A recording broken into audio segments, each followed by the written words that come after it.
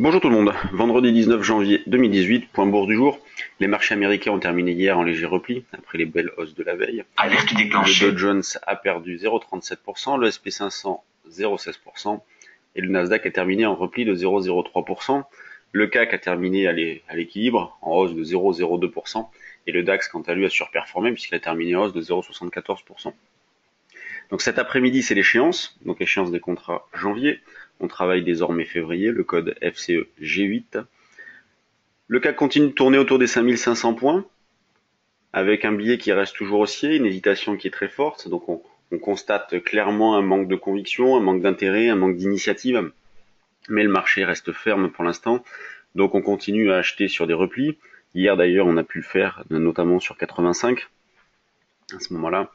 Donc ici sur 85, voire même en double appui le soir avec le début de semaine, donc sur le niveau des 75. Et ce matin, eh bien, on va reprendre ces deux niveaux-là pour acheter. On peut acheter de manière agressive vers 85.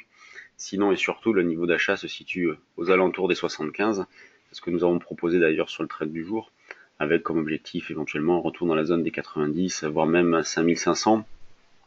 Proposition valable, on va dire, jusqu'à midi, étant donné qu'avec l'échéance cet après-midi, on sera davantage méfiant.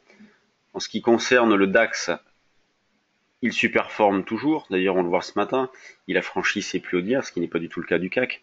Donc on cherche à acheter sur des retracements, et ce matin sur le trade du jour, nous avions proposé un petit achat vers 13 240. Mais le DAX en a décidé autrement, puisqu'il est parti déjà à la hausse, donc on va essayer de rapprocher ce niveau d'achat. Hier d'ailleurs, on a bien travaillé le DAX. Si vous vous souvenez, le niveau que j'avais proposé, c'était 13 193,5 à l'achat. Ça a été les plus bas de cette phase-là, donc on a pu faire des écarts rapides, laisser porter un petit quelque chose, et nous on a revendu jusqu'à 13 250-60, cette zone-là. Donc ça fait un bel écart, sans souffrance, puisqu'on a acheté au plus bas. L'eurodoll se comporte toujours aussi bien, avec, voilà, il a bien validé la zone des 1,22, on a souvent acheté dans cette zone-là ces derniers temps. On va chercher à acheter sur des retracements vers un 21,30 par exemple pour le début de séance. Voilà, pour continuer à accumuler des écarts dans le sens achat-vente. L'objectif potentiel suivant est une centaine de pips au-dessus, c'est un 23,90. Quand on regarde ce qui se passe sur les actions, pour commencer celle du CAC, toujours le même constat, grande régularité, Carrefour plus 1,18, Technip moins 0,91. Les grosses pondérations sont en ordre dispersé, Airbus plus 0,7, LVMH plus 0,5, BNP moins 0,06, Sanofi moins 0,21.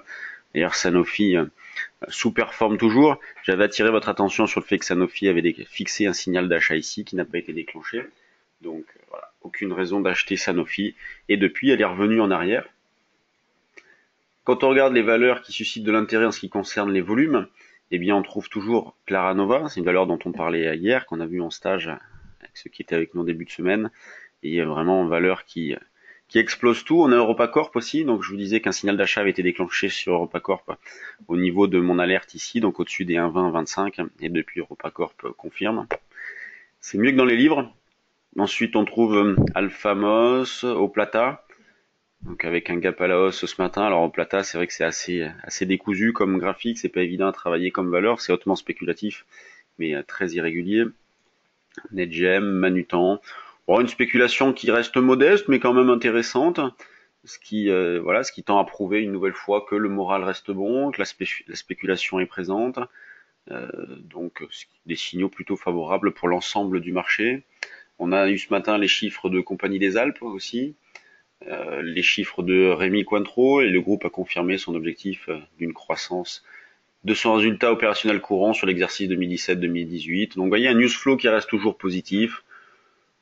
Tout va bien, on continue à acheter le CAC, le DAX, l'euro-dollar, et bonne journée à tout le monde, bon week-end et à lundi.